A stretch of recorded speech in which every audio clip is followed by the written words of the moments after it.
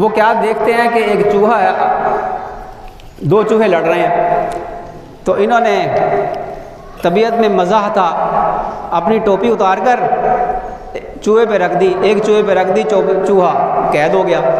दूसरा चूहा भाग गया, सुराख में चला गया अपने बिल में।